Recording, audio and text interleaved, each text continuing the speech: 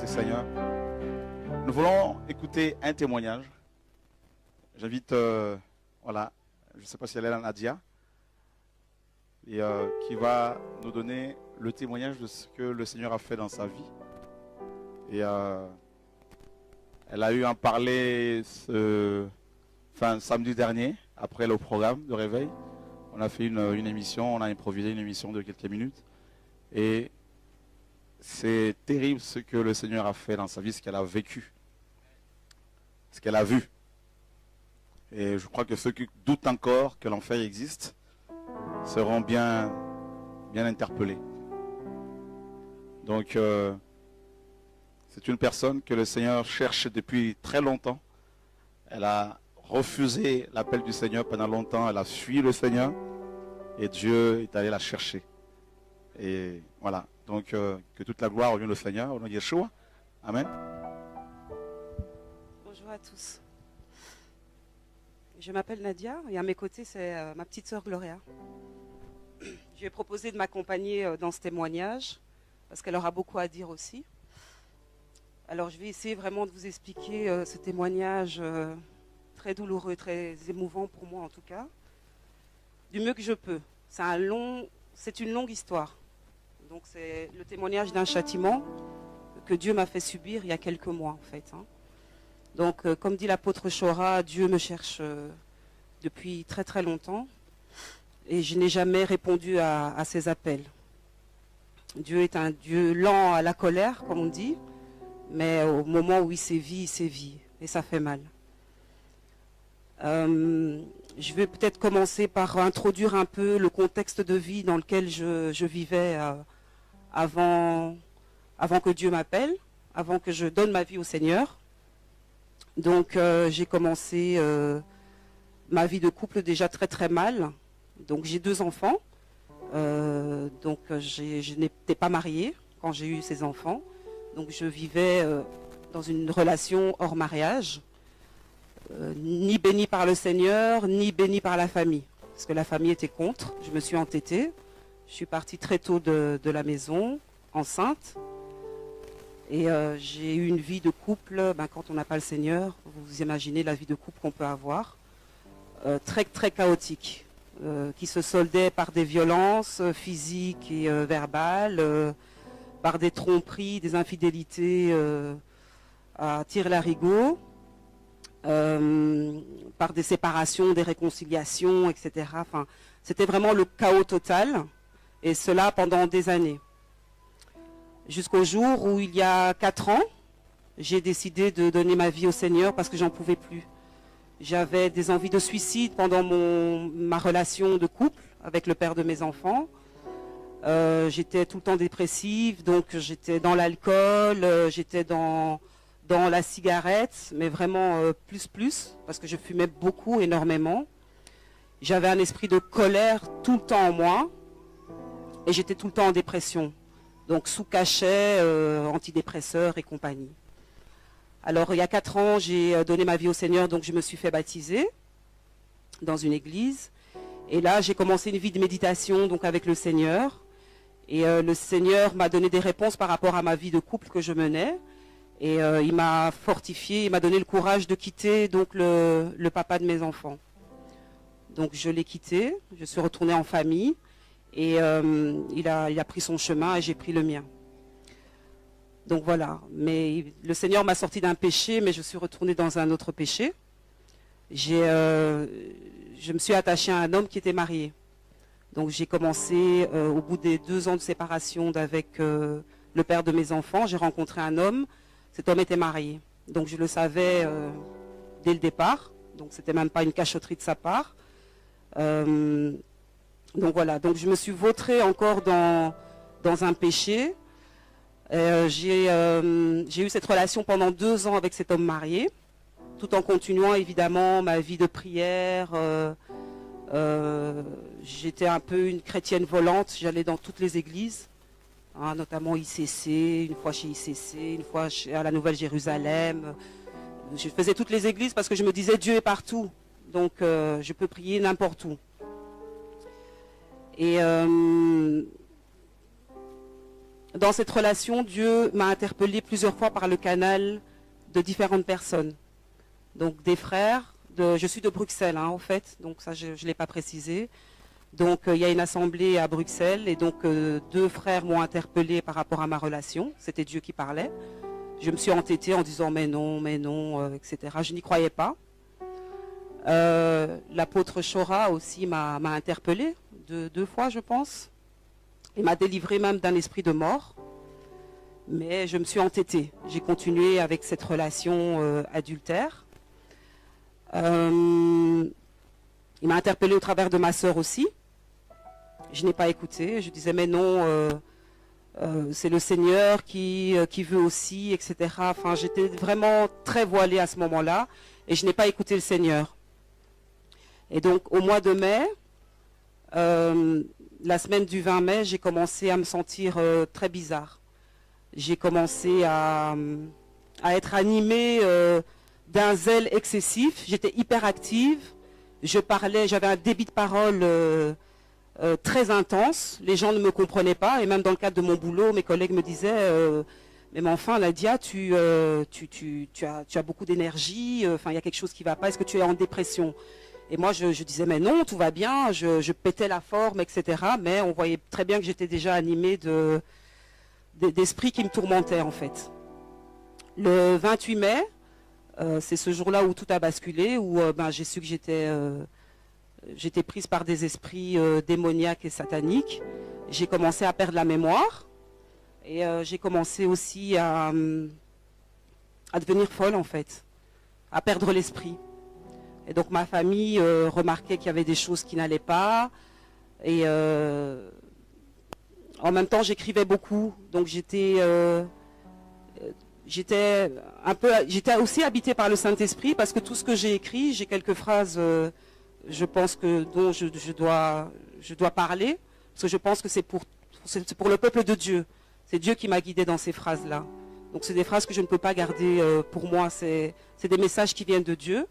Donc j'écrivais beaucoup, notamment je disais... Je perds ma mémoire, je m'en vais avec mes péchés, garder mes filles, c'était comme un testament. Moi, je ne me souviens même pas, je me suis souvenue de tout cela lorsque je suis sortie de l'hôpital, parce que j'étais à l'hôpital psychiatrique. Donc voilà, pour revenir au 28 mai, j'ai commencé à perdre la tête et perdre la mémoire ce jour-là. Et ma mère m'a demandé, est-ce que tu veux qu'on appelle des frères pour prier pour toi? J'ai dit oui.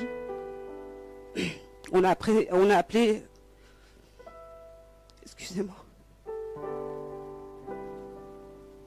Dieu est grand. Gloire à Dieu. Publiquement ici, je lui dis pardon. Et il m'a fait grâce parce qu'aujourd'hui, j'ai la grâce de pouvoir vous parler. Parce que j'étais morte. Donc ces frères sont venus prier à la maison. Et là, j'étais folle, quoi. Ça, c'est un témoignage que plus ma sœur pourra vous donner, parce que moi, je ne me souviens plus tellement de ce qui s'est passé. Je sais que j'étais tourmentée par des esprits et je perdais la tête. Et un des frères a dit à ma sœur, on ne peut rien faire. C'est un châtiment de Dieu. Donc ça, c'est un châtiment pour toute votre famille. Ça ne concerne que la famille. Aucune personne extérieure ne peut la sortir de là. Il n'y a que vous. Ses frères sont partis. Et on a rassemblé toute la famille. Donc ma soeur ici, ma mère, mon frère, ma belle-sœur et ma fille. L'aînée, pas la petite. La petite n'a que 13 ans, mais l'aînée a 19 ans. Donc on a estimé que bon voilà, elle était en âge adulte et que ça la concernait aussi. Donc toute ma famille a mis les genoux par terre. Et au fur et à mesure des prières, ma folie augmentait. Ma folie augmentait. Et donc il y a un passage que j'ai oublié. J'essayais vraiment de vous restituer les choses parce que tout était embrouillé dans ma tête jusqu'au moment où j'ai su que je devais témoigner. Donc le mardi 28, avant que je perde totalement la tête, j'ai quand même été travailler. Sur le chemin du boulot, j'étais dans une folie, mais je ne m'en rendais pas compte. Et il y avait des démons qui me poursuivaient, en fait. Donc Dieu m'a fait grâce en tout cas d'avoir des yeux spirituels ce jour-là. Donc j'ai vu l'autre dimension du monde, si vous voulez. Je ne sais pas comment expliquer ça. J'étais sur Terre sans être sur Terre. On dirait que j'étais dans une autre bulle, dans une autre dimension, où il y avait des démons humains. Mais je savais que ces gens-là, il n'y avait que moi qui les voyais. Et ces gens-là me poursuivaient en fait. Et j'ai été téléguidée de gauche à droite. Je suis arrivée au travail. Ce jour-là, je n'ai pas travaillé, je n'ai fait que prêcher la parole de Dieu. Et je vous assure que même maintenant, je suis une nouvelle convertie. Je ne connais pas la parole de Dieu. J'ai fait mon baptême, et là c'est une petite parenthèse que j'ouvre par rapport aux églises et aux pasteurs qui ne donnent pas l'explication de ce que c'est le baptême. Quel engagement on a vis-à-vis du Seigneur quand on se baptise. Donc, définir ce que c'est le baptême, l'engagement qu'on prend vis-à-vis de Dieu, ça je ne l'ai pas eu. Et la vie de sanctification qui suit le baptême. Donc moi, je n'ai pas eu tout ça dans l'église où j'ai fait mon baptême. Donc pour moi, j'étais baptisée et j'ai continué ma vie délabrée, de péché, sans me dire qu'il y avait une sanctification, qu'il y avait des commandements à suivre. Donc, où est-ce que j'en étais? Quand je suis arrivée au travail, j'ai prêché la parole de Dieu. Je connaissais toute la Bible par cœur. J'ai commencé à prêcher la parole de Dieu auprès de mes collègues. Et mes collègues voyaient très bien que ça n'allait pas mentalement, quoi. Donc, ils m'ont laissé prêcher, puis ils m'ont dit, une collègue m'a dit, tu sais, je pense que tu es en dépression et en burn-out, que tu commences à être atteinte de folie. Il vaut mieux que tu rentres chez toi et que tu ailles voir un médecin. Et moi je disais mais non, tout va bien, j'aime le Seigneur, c'est tout, c'est parce que vous êtes des incroyants, enfin bon. Bref, je suis sortie du travail en me dirigeant vers un endroit, mais je suis arrivée à un autre endroit. Donc j'étais vraiment téléguidée par des esprits démoniaques en fait, qui me poussaient au suicide. Je suis arrivée dans un immeuble, je ne sais pas comment, où il y avait toutes les fenêtres ouvertes, où plusieurs personnes, ces démons qui ressemblaient à des humains, que moi je voyais, me disaient, ben, il y a un appartement qui est là, essaye de rentrer et voir, c'est pas toi qui veux visiter un appartement. Et moi, complètement troublée, perturbée, je dis oui, ça doit être moi. Et je suis montée, c'était un appartement de 10 étages, je suis montée au 10e étage, il était libre cet appartement, et toutes les fenêtres étaient ouvertes. Et je m'approchais vers les fenêtres, en fait, pour me jeter. Ces démons toujours derrière moi. Et Dieu est grand, vraiment, parce qu'à ce moment-là, ma sœur m'a appelée. Et elle m'a dit, où tu es? Alors j'ai dit, je sais pas. Elle dit, où tu es? Alors j'ai dit, je sais pas, je suis dans une commune ici à Bruxelles et je suis dans un appartement. Elle me dit, alors je lui dis, c'est Dieu qui me dirige, je lui dis. Elle me dit, tout ce que tu fais là, c'est pas de Dieu. C'est pas de Dieu. Enfuis-toi de là, rentre à la maison. J'ai commencé à courir. J'ai laissé donc ces démons derrière moi. J'ai commencé à courir. J'étais enfermée dans l'immeuble. Enfin, j'ai su sortir de l'immeuble. Et je me suis enfermée dans une cabine téléphonique, en fait, où j'ai téléphoné à ma sœur, qui n'avait plus d'unité. Moi-même, mon portable, j'avais plus de batterie. Et là, je suis rentrée à la maison. Et ce fameux mardi, c'est le jour où ma délivrance a commencé, parce que là, j'étais atteinte de, même pas folie, mais la folie extrême, ce qu'on appelle la schizophrénie. En tout cas, j'étais diagnostiquée, quand j'ai été internée, schizophrène. Donc, on est resté 4 jours. J'ai eu 4 jours de délivrance et 2 jours de coma. De coma spirituel. Enfin, mon âme n'était plus là. Je respirais, j'étais là, à côté de mes proches, mais moi, j'étais partie. Ce que Dieu, en tout cas, m'a fait grâce de voir, c'est que j'étais dans mon cercueil. J'ai vu ma tombe. J'ai vu que j'étais dans le cercueil. Et à un moment donné, j'ai été propulsée dans la galaxie, l'espace. J'ai vu quelques étoiles. Et je suis restée, j'ai l'impression que je suis restée vraiment dans cette galaxie pendant une éternité. Ça durait et j'errais, mon âme errait, j'errais, je me demandais mais qu'est-ce que je fais là? Qu'est-ce qui se passe? Et il faisait noir. Il faisait noir. Et après ce que j'ai vu les ténèbres, donc une nuée très sombre et une nuée et la lumière en fait. Donc j'ai compris par la suite parce que j'entendais des voix. C'était vraiment les anges de Dieu et les suppôts de Satan qui pas négocier parce qu'on ne négocie pas avec Dieu, mais le diable qui réclamait mon âme en fait et ma vie. Et il disait mais enfin Seigneur, il y a un pacte qui a été fait, elle n'a pas suivi tes voies, elle n'est plus digne d'être appelée enfant de Dieu. Donc elle est devenue mon enfant, donc voilà, il faut nous la laisser. Donc c'était vraiment comme s'il y avait un combat spirituel entre les ténèbres et la lumière. Et à ce moment-là, je sais pas, un esprit démoniaque m'a pris et m'a demandé si j'étais prête. Et il m'a dit, regarde en bas, là-bas, le trou noir que tu vois, on va y descendre. Et là, j'ai commencé à crier. Et je criais réellement, puisque ma sœur m'a dit par la suite, quand j'ai retrouvé mes esprits, que Dieu est vraiment grand et il a tout fait. C'était vraiment sous son contrôle, parce que la manière dont tu criais, c'est pas possible qu'on n'ait pas eu des voisins qui sont venus à la maison pour réclamer des tapages nocturnes en plus, puisque ça se passait la nuit. Et donc cet esprit démoniaque m'a précipité dans le trou. Et en fait, j'ai vu de la terre, on descendait dans vraiment les profondeurs de la terre. J'ai vu beaucoup de terre et il faisait noir et je criais, et il faisait noir.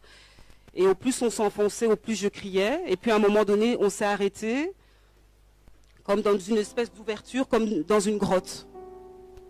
Et là, l'esprit m'a dit, est-ce que tu es prête? Parce que ici, c'est l'enfer.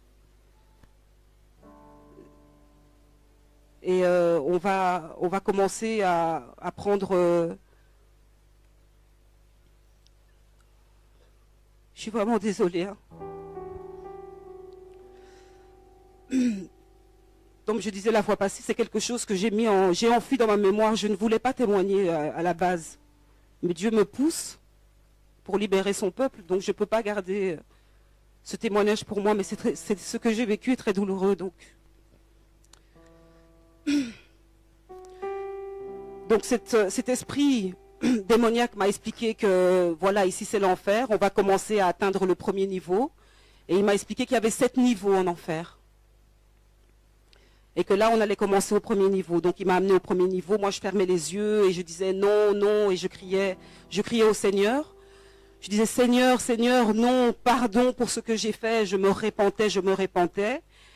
Et l'esprit démoniaque me disait, c'est trop tard, c'est trop tard. Voilà, ça c'est le premier niveau. Et là, j'ai vu des bêtes horribles comme des serpents, des scorpions, enfin des bêtes qui n'existent pas sur cette terre. On est descendu au deuxième niveau. Il m'a dit, voilà, ça c'est le deuxième niveau. Moi, toujours en train de crier, non, je ne veux pas, Seigneur, Seigneur, libère-moi. On est descendu au troisième niveau. Et au troisième niveau, il m'a montré une personne qu'on châtiait, en fait. Donc, cette personne était un homme. Et cet homme recevait des coups de couteau. Et à chaque coup de couteau, qui transperçait son cœur, il ne mourait pas. Il ne mourait pas, le sang giclait, cet homme pleurait, criait, et la plaie se refermait. Et puis il recevait des coups de couteau toujours au même endroit, et le même processus se répétait et se répétait. Et cet esprit démoniaque me disait, tu vois le châtiment, ça c'est éternellement que cette personne-là va être comme ça, en tout cas trucidée par ce couteau. Et je criais, et je disais pitié Seigneur, Seigneur, pardon pour tout ce que j'ai fait. Et pendant ce temps-là, ma sœur me disait que effectivement, il y a eu des moments où tu étais par terre, à genoux, et je demandais pardon au Seigneur, et eux ne comprenaient pas. Et en fait, c'était ma descente aux enfers. Je suis arrivée au 4e niveau, et cet esprit m'a expliqué que le 4e niveau était le niveau de mon châtiment à moi par rapport au péché dans lequel j'étais. Donc péché sexuel, hein, puisque j'ai été condamnée par rapport à ça. Et là, on m'a prise et on m'a mis sur une espèce de grande pierre. Je ne sais pas si vous voyez au temps, je pense, du Moyen-Âge, où on châtiait les gens... on mettait les gens sur une pierre et puis on les tirait, on les écartelait avec des lanières. Donc j'étais sur ce genre de pierre-là. Il y avait d'autres filles, il y avait que des filles à ce niveau-là. On m'a mis sur cette pierre, on m'a ligoté et on m'a laissé là. Et tout ce que je voyais là en dessous de mes pieds, donc la pierre était debout, hein, pas couchée. Donc j'étais vraiment contre un mur. L'enfer ressemble à une grotte, en tout cas là où j'étais, au niveau... C'est une grotte en fait. C'est une grotte où il fait sombre, où il y a du feu à gauche et à droite. C'est un endroit très lugubre, où on n'entend que des cris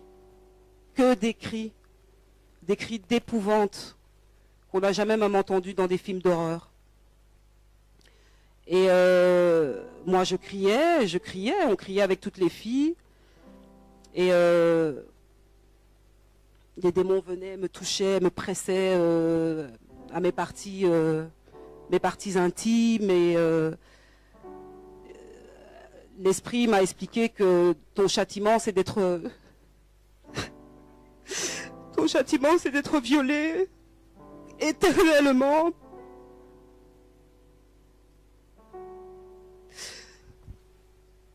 Et j'étais violée par un démon. Que je pense être Satan, il ne s'est pas présenté. On était toutes violées par ce même démon.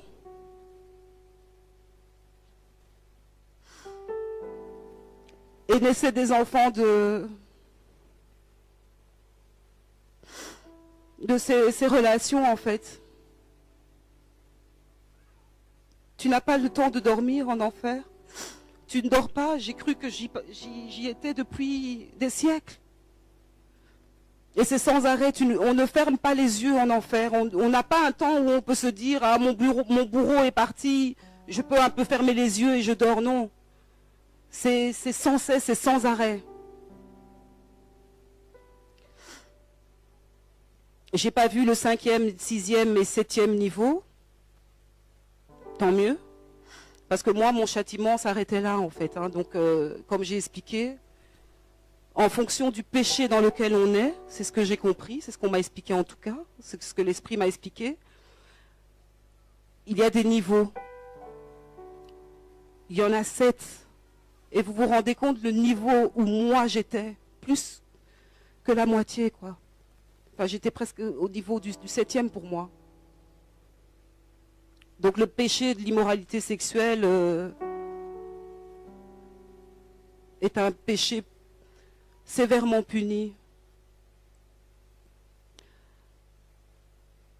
Et je priais quand j'étais en enfer. J'ai pas cessé de prier mon Dieu. J'ai pas cessé de demander pardon.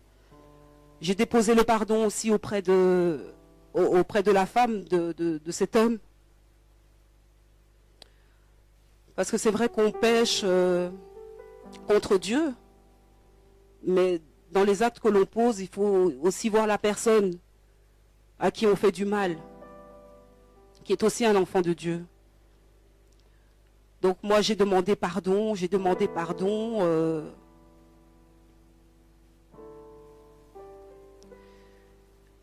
Et puis un ange de Dieu est revenu me prendre et il m'a jeté... Il m'a jeté près du parvis de notre Seigneur.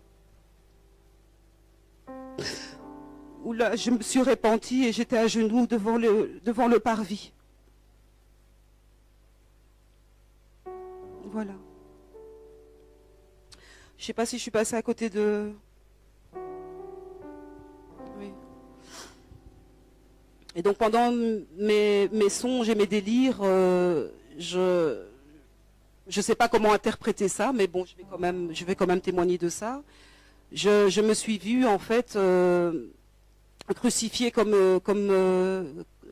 Jésus-Christ en fait. On m'a attachée sur une croix. Et cette croix a été mise dans une église catholique. Et on va comprendre, je ne sais toujours pas comment interpréter cela. On m'a mis dans une église catholique. Ensuite, cette croix s'est retrouvée à la maison, moi dessus. Et quand je suis arrivée à la maison, je voyais tout le monde affairé, en train de faire ses valises, ma mère, ma soeur, ma belle-sœur, mon frère, les enfants, tous mes neveux, nièces. Il y avait deux frères aussi qui étaient là de l'assemblée et qui se préparaient. Et je me demandais, mais qu'est-ce qui se passe, qu'est-ce qui se passe? Et ma fille aînée m'a dit, maman, toi tu as choisi le mauvais chemin. Nous, on a donné notre vie à Christ, donc on part. Donc c'était l'enlèvement en fait. Et moi, je pleurais et je disais, mais non, il ne faut pas me laisser, etc. Et là, j'ai vu toute ma famille se jeter sur moi et me coller au sol pour leur permettre, eux, de partir, en fait. Et donc, ils sont partis, ils ont fermé la porte. Une soucoupe volante avec une grande lumière est venue. Ils se sont propulsés dans les airs, tous. Et moi, je suis restée là, dans l'appartement. Et puis, tout d'un coup, ce qui s'est passé, c'était incroyable. J'ai commencé à voir que le soleil s'assombrissait, les ténèbres arrivaient, qu'il y avait comme des bombes qui commençaient à exploser de gauche à droite, et je regardais par la fenêtre. Il y avait des bêtes qui ressemblaient beaucoup à ce que j'ai vu quand j'étais en enfer, qui commençaient à monter de partout. Je regardais et c'est par la suite, hein, en discutant avec la famille et en lisant dans Apocalypse que je me suis dit que c'est l'Armageddon, quoi, en fait. Où les gens s'entretuaient entre eux. Il y avait des démons partout, enfin quelque chose de vraiment horrible. Il faisait noir, il y avait du feu partout. Il y avait des bêtes qui datent du temps des dinosaures, qui crachaient du feu. Et donc voilà. Moi, je restais en enfer, enfermée, et ma famille était partie pour l'enlèvement. Donc voilà, je pense que j'ai plus ou moins tout dit. Je ne sais pas si... Voilà. Bonjour. Voilà, je voudrais remercier le Seigneur vraiment de nous avoir fait cette grâce de venir aujourd'hui pour témoigner. Et je remercie également le Seigneur de nous avoir fait grâce pour tout ce qui s'est passé dans ma vie depuis ma conversion. Je suis convertie depuis 8 mois. Et ma famille priait déjà en fait. J'étais la seule qui ne voulait rien savoir de Dieu. Non pas que j'y croyais pas, mais j'étais pas prête. Je vivais ma vie pour moi assez bien, parce que je travaillais, j'ai un petit garçon. Ne connaissant pas le Seigneur, j'ai été mariée et divorcée. J'ai un garçon de 12 ans. Et j'étais la rebelle de la famille. Je voulais rien savoir du Seigneur. Mais on peut monter, on peut descendre. Quand le Seigneur t'appelle, il nous a fait grâce. Et vraiment, je le remercie de tout cœur. Parce que ce qu'on a vécu avec ma sœur à la maison, c'était un châtiment pour tout le monde. Tout le monde vivait sa vie. Tout le monde ne s'occupait que de soi. Et je pense que le premier enseignement que Dieu nous a donné, c'était ça. Parce que nous avons un Dieu de famille qui aime la famille. Et la semaine que ma sœur raconte ici, c'est une semaine terrible. Pour nous, ça a duré 1 an. Moi, j'ai l'impression de revivre seulement maintenant. Le Seigneur m'a donné la force de supporter tout ça malgré mon début de conversion. Parce que quand ça s'est arrivé, j'avais que 6 mois de conversion. J'avais le feu. J'allais aux enseignements tout le temps. Donc ça m'a permis de beaucoup comprendre ce qui arrivait, de saisir très vite. Par la grâce de Dieu. Tout ce que je voulais dire aussi, c'est qu'effectivement, elle priait dans des églises de système. Moi, je ne priais pas du tout. Je ne supportais pas d'aller dans ces églises. Est-ce que c'est une grâce? Je ne sais pas. mais il nous a permis d'avoir le message de vérité par mon biais. Donc c'est à ce moment-là que à la maison tout le monde vivait sa vie, mais c'était le repos, les gens s'entendaient bien. Mais quand j'ai amené ce message de vérité, c'est devenu l'enfer déjà. Moi et ma mère, on se disputait tout le temps, pourtant on s'entend bien. Ma sœur commençait à dévier, donc elle passait du chapelet à Ave Maria, Sainte Marie, pour essayer de combler le péché dont elle vous a parlé tout à l'heure. Parce que moi, j'arrêtais pas de lui prêcher que c'était pas bon et que Dieu ne faisait pas d'exception pour tel ou tel enfant, qu'on était égaux aux yeux de Dieu. Mais elle me prétendait que, effectivement, ce qu'elle a oublié de dire, c'est qu'elle a tellement chipoté dans le péché qu'elle a eu même la vision d'un ange de lumière qui s'est présenté comme étant l'ange Gabriel, qui lui a dit « tes péchés sont pardonnés ». Donc pour elle, elle était dans le bon et que ce mari allait divorcer de sa femme pour se marier avec elle. Donc elle vivait sa vie en pensant qu'elle était consciemment une bonne enfant de Dieu. Et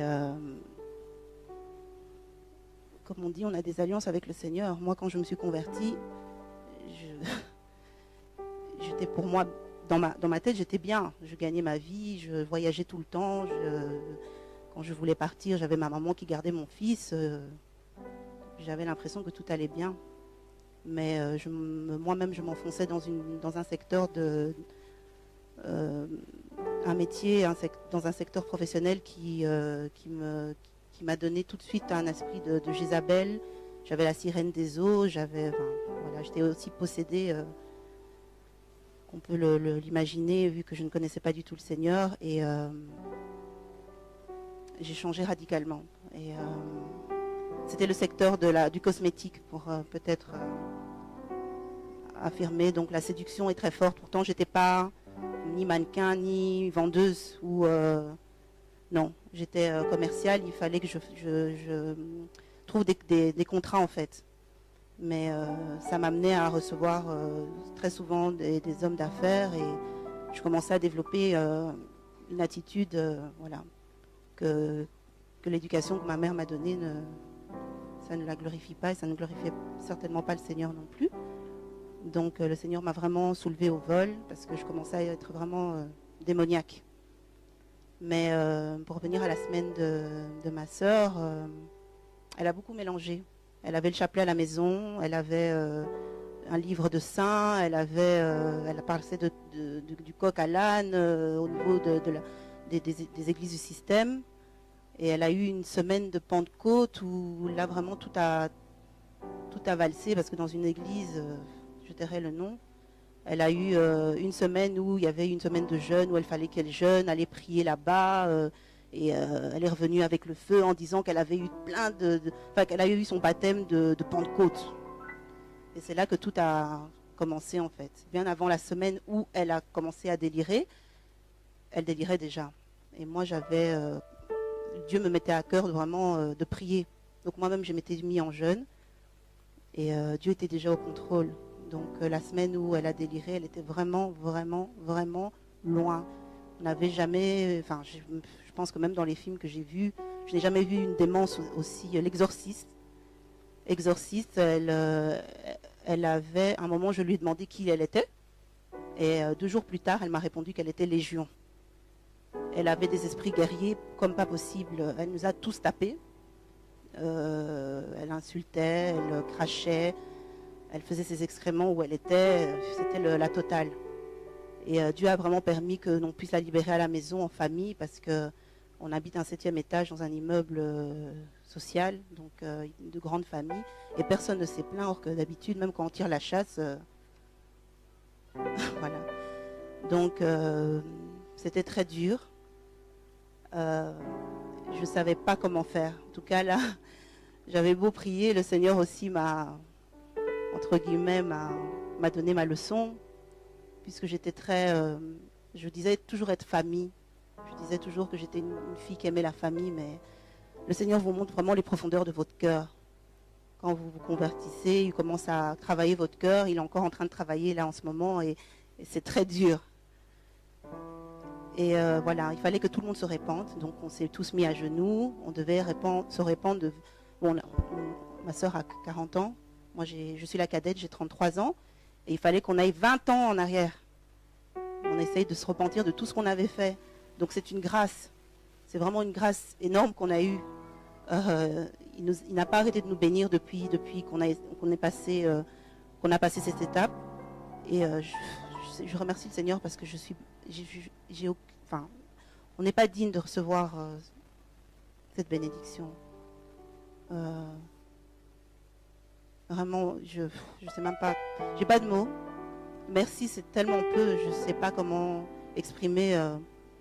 La semaine où elle était, elle voulait, en fait, le Seigneur voulait aussi qu'on reprenne chacun nos places, parce que moi j'étais la cadette, mais vu que j'avais une vie professionnelle assez agitée, je commençais à être la grande sœur, commençais à commander mon grand frère, et ça, le Seigneur n'aime pas le désordre. On a un Seigneur vraiment un Dieu d'ordre, et ce jour-là, il fallait que tout le monde reprenne sa place. Et donc j'ai repris ma place de petite sœur. Et la délivrance s'est faite qu'en adoration. On a adoré le Seigneur. On lui a dit à quel point on l'aimait, à quel point on était égaré, à quel point on ne voulait plus pécher, à quel point on avait envie et la conviction de devoir s'occuper des enfants qu'il nous a confiés, parce que nous sommes que les nourrices des enfants que nous mettons au monde. On a compris beaucoup de choses en une semaine. Et franchement, il a fallu beaucoup prier, mais on a beaucoup glorifié le Seigneur, bien au contraire de se plaindre ou de se lamenter après la repentance. Et le Seigneur nous a fait grâce. Vendredi au matin, j'ai vraiment entendu le Seigneur me dire, c'est bon, maintenant on peut l'amener à l'hôpital. Et elle était vraiment... la première fois qu'elle est arrivée en urgence à l'hôpital, elle était démente encore, elle avait encore tous ses esprits diaboliques, elle insultait, elle disait des gros mots, c'était horrible. Enfin voilà, elle était incontrôlable. Et le moment où on l'a laissée, le lendemain je suis revenue, et comme Dieu est bon, ils n'ont pas voulu que je la revoie parce qu'elle était attachée, elle était sur calmant. Et comme elle est majeure, maintenant c'était l'État qui la prenait en charge en fait, donc j'avais pas de droit sur elle. Mais le Seigneur m'a permis d'être rassurée parce que dans un grand hôpital, j'entendais quelqu'un chanter Alléluia, Alléluia. C'est là que j'ai compris qu'elle était délivrée et que le Seigneur est trop grand, le Seigneur est trop bon, il est puissant.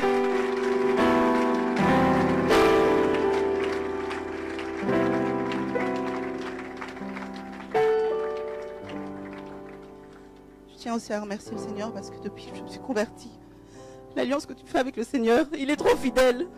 Le moment où j'ai donné ma vie au Seigneur, j'ai dit Seigneur, en tout cas, on a trop joué avec nous. On est passé par beaucoup de difficultés au niveau familial, au niveau de la spiritualité. Si c'est toi vraiment Dieu qui me parle, le vrai Dieu, l'unique, le Créateur, fais que toute ma famille se convertisse. Et en moins de 3 mois, toute la famille s'est convertie.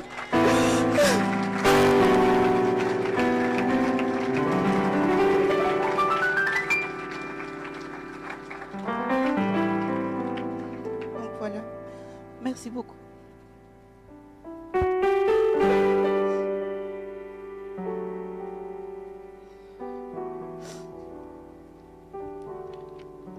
passage qui dit dans la Bible, je ne sais pas exactement où, qui dit que quand un esprit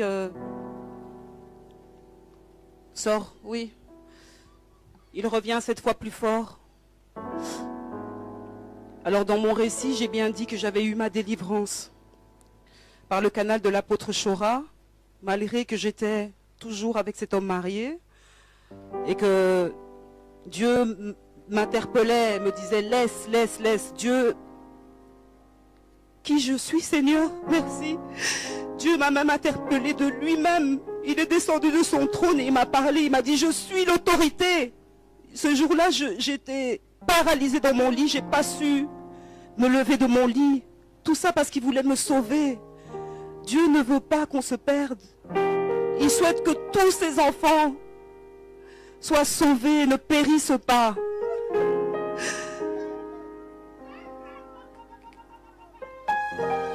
On est un Dieu d'amour. On est un Dieu miséricordieux. Quel est le Dieu qui est parti négocier mon âme, qui était déjà en enfer? Je méritais l'enfer. Beaucoup de gens croupissent là-bas. C'est horrible, frères et sœurs, c'est horrible. L'enfer existe. Moi, j'en doutais. Et je pense que c'est par ce doute-là aussi qu'il m'a fait voir les choses. Je doutais de l'enfer. J'y croyais pas.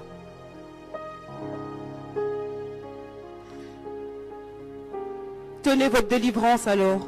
Sortez du péché. Cherchez le message de vérité. La première pierre que je jette, c'est sur moi-même. Parce que je me suis abandonnée auprès des pasteurs, auprès des églises. Je n'ai pas ouvert ma Bible par moi-même. Savoir qu'est-ce que dit la parole par rapport au péché. Hein? Ces églises où il y a des pasteurs qui mariés, remariés, on ne comprend rien à leurs histoires, où on dit que non, hein, au temps de Moïse, Abraham, il y avait plusieurs femmes, c'est pas grave. Où on vous dit que le divorce est acceptable.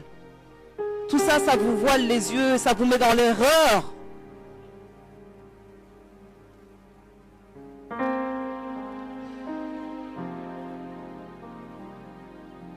Je vais lire les phrases que le Saint-Esprit m'avait mis avant que je tombe dans la folie extrême.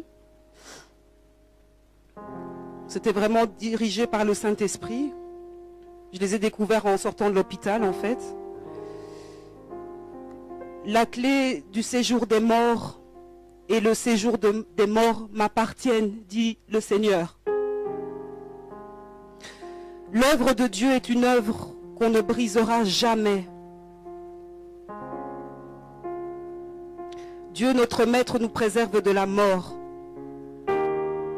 Ce qui n'est pas de Dieu est sale.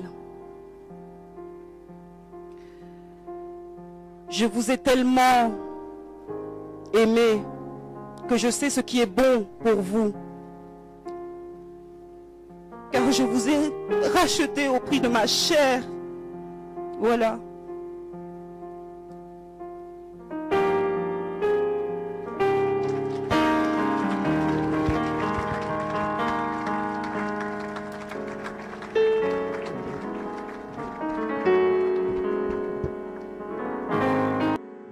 Jésus, je sais d'où je viens,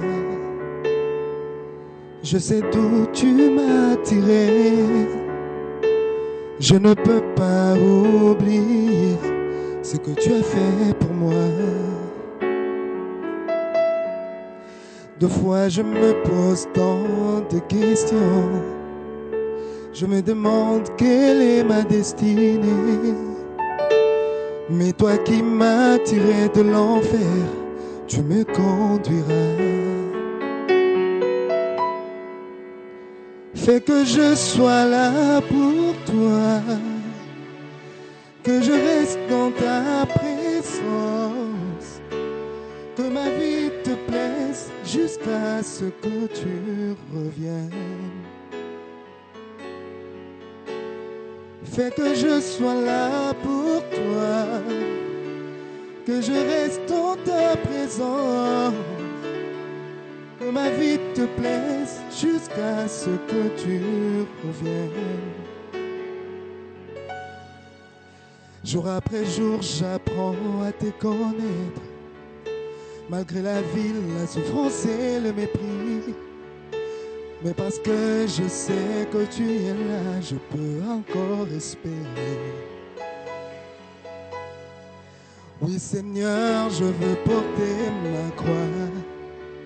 La chair est faible, mais je veux t'être fidèle. Je vais te plaire jusqu'à la fin, quel qu'en soit le prix. Fais que je sois là pour toi,